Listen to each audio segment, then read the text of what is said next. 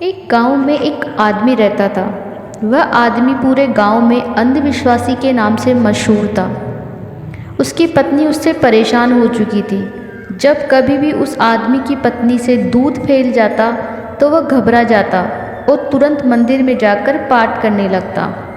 कभी उसकी पत्नी से कोई कांच की चीज़ टूट जाए तो वह आग बबूला हो जाता। उसके इस व्यवहार के चलते पति पत्नी में दूरियां बनती गई। पत्नी अपना काम करती और उसका काम उसी को करने देती। उस आदमी को सफाई बहुत पसंद थी, मगर दोनों के बीच दूरियों के कारण घर की सफाई भी नहीं हो पा रही थी। क्योंकि पत्नी कहती थी, अगर मैंने सफाई की और गलती से कोई कांच की चीज़ मुझसे टूट गई तो आप तो डांटोगे ही, इसलिए मैं घर की सफाई नहीं करती।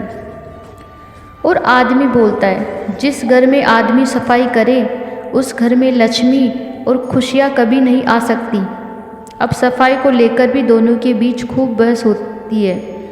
आखिर में उस आदमी को काम वाली बाई रखनी पड़ी, मगर काम वाली बाई भी उसके अंधविश्वास के चलते वहाँ ज़्यादा दिन न रह सकी।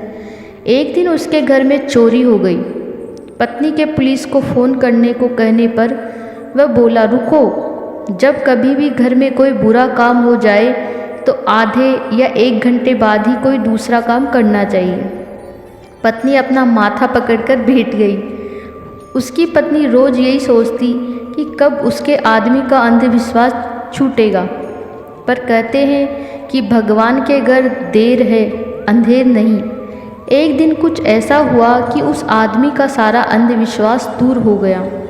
हुआ कुछ यूँ कि कुछ दिनों से उस आदमी के घर के पीछे स्थित नारियल के झुरमुट में से एक बच्चे की रोने की आवाज़ आती थी। इससे वह बहुत डर जाता था।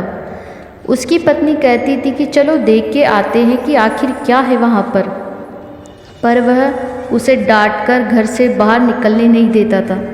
एक दिन वह एक तांत्रिक को अपने घर पे ले आया।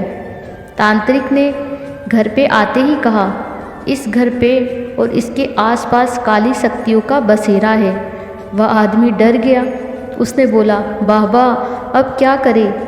बाबा ने कहा कि एक हवन कराना पड़ेगा और उसमें 21,000 रुपये खर्च होंगे।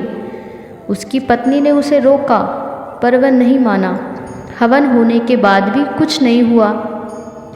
एक दिन उसके घर के पास से राजू निकला, जो उन नारियल के पेड़ों से नारियल तोड़ता और उन्हें बाजार में बेचता था। वह बहुत परेशान दिख रहा था। तो उस आदमी ने उससे कारण पूछा। राजू बोला, मेरा मोबाइल नारियल के पेड़ों के पास कहीं गिर गया था, मिल ही नहीं रहा। वह आदमी बोला, राजू वहाँ मत जाया कर, वहाँ काली शक्तियों का राज है। वहाँ रोज़ एक बच्चे की रोने की आवाज़ आती है। ये सुनकर राजू ज़ोर ज़ोर से हंसने लगा और बोला, साहब आप कितने पागल हो, वह आवाज़ तो मेरे मोबाइल में से आती है।